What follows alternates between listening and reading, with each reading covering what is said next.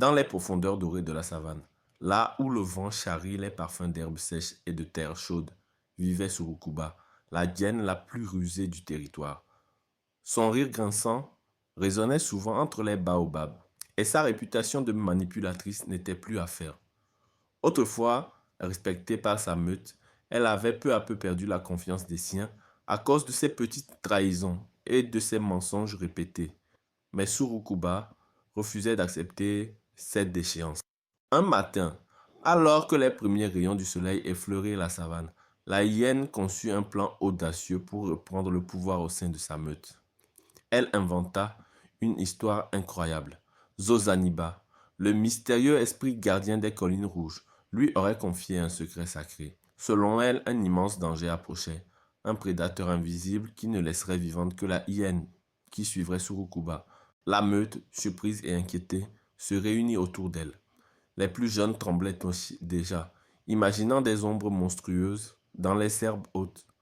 Surukuba, en bonne comédienne, ajouta des détails parlant d'empreintes mystérieuses, d'un souffle venu de nulle part, de grognements qu'elle seule aurait entendus.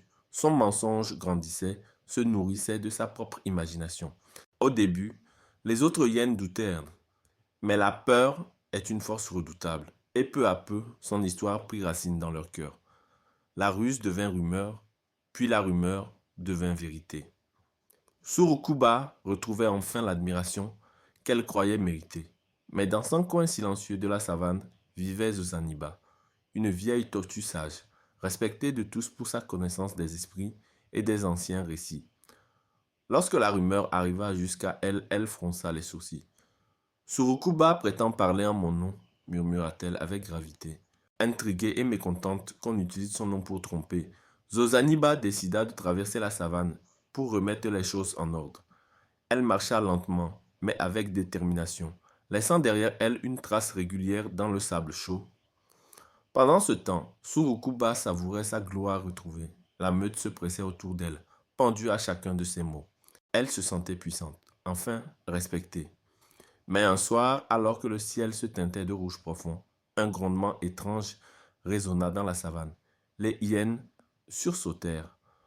Surukuba, elle-même surprise, tenta de maintenir son calme. « C'est le signe, déclara-t-elle. Le prédateur invisible arrive. Suivez-moi. » Elle bondit en direction des collines, espérant que la panique suffirait à maintenir son leadership. Mais plus elle avançait, plus les grondements se rapprochaient, jusqu'à ce qu'une silhouette massive surgisse devant elle. Ce n'était pas un esprit. Ce n'était pas un prédateur invisible. C'était Zozaniba. La vieille tortue, imposante malgré sa lenteur, fixa Surukuba d'un regard sévère. « Tu as utilisé mon nom pour manipuler ta meute. Pourquoi ?» La hyène, prise de panique, commença à bredouiller.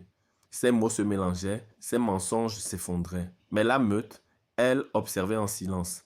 Les hyènes comprenaient enfin qu'elles avaient été dupées.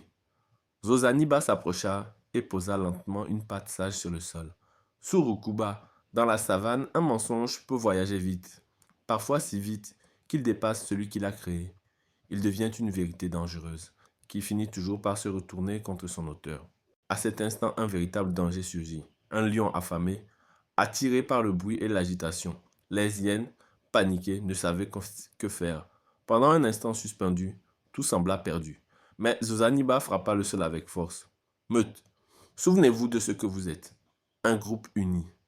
La peur vous a divisé. Maintenant, laissez la vérité vous rassembler. » Les hyènes retrouvèrent leur courage, se regroupèrent et, ensemble, repoussèrent le lion. Ce fut une victoire douloureuse, mais révélatrice. Surukuba, honteuse, baissa la tête. Elle comprit que son mensonge, né d'orgueil, avait presque coûté la vie à tous.